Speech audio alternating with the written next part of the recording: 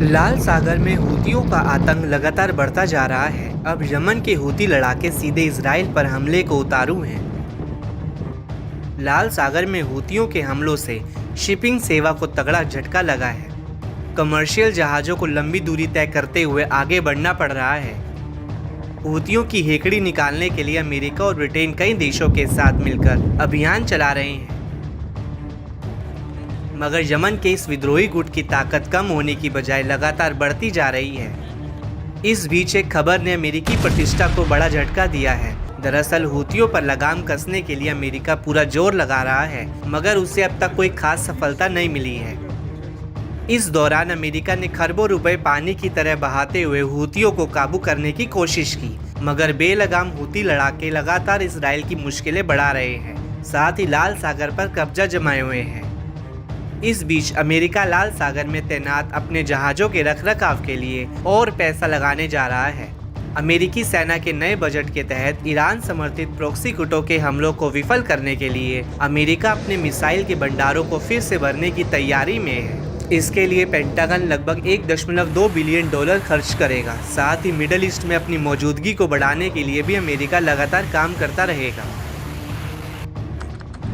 Reports के मुताबिक समुद्र से लॉन्च की जाने वाली RTX कॉर्प स्टैंडर्ड मिसाइल 3 के ब्लॉक 1B के लिए करीब $190 मिलियन खर्च होंगे। वहीं करीब $8.5 million air to air AIM-X sidewinder मिसाइलों पर खर्च होंगे। इसके अलावा मिडल ईस्ट अभियानों के 1 साल के अनुमानित खर्च का सबसे बड़ा हिस्सा USS बाटान एम्फीबियस असॉल्ट जहाज और USS Eisenhower carrier strike group के जहाजों के रखरखाव के लिए $300 मिलियन खर्च हुआ। अमेरिकी वायु और नौसैनिक सहायता के लिए $16,000 का बिल है, ताकि आत्मरक्षा अभियानों में सहायता के लिए फ्लेयर्स को फिर से भरा जा सके। इजराइल को पहुंचाई जा रही एक सप्ताह की अमेरिकी सहायता की लागत करीब $120 मिलियन होने की संभावना है। ऐसे में साफ है कि हूतियों को रोक पाने में अमेरिका ने एड़ी चोटी का पूरा जोर लगाया है। बावजूद इसके हूतियों के हमले रुकने का नाम नहीं ले रहे हैं। अमेरिका और ब्रिटेन ने मिसाइलों, ड्रोन और लड़ाकू विमानों से हूतियों को निशाना बनाया, इलाके में अपने युद्ध पोतों और एयरक्राफ्ट कैरियर को तैनात किया, लेकिन ये सभी नाकाफी साबित हुए हैं। इसके उलट हूतियों ने लाल सागर से होने वाले व्यापार को ठप कर दिया है। हूतियों की असल ताकत ईरान का समर्थन मिलना माना जा रहा है।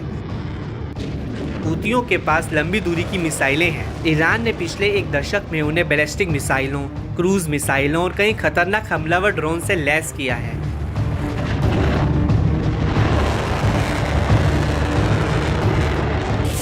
इससे हूतियों के हथियारों के भंडार भरे हुए हैं। हूती यमन में सऊदी अरब के खिलाफ एक लंबी लड़ाई लड़ने में सफल हुए।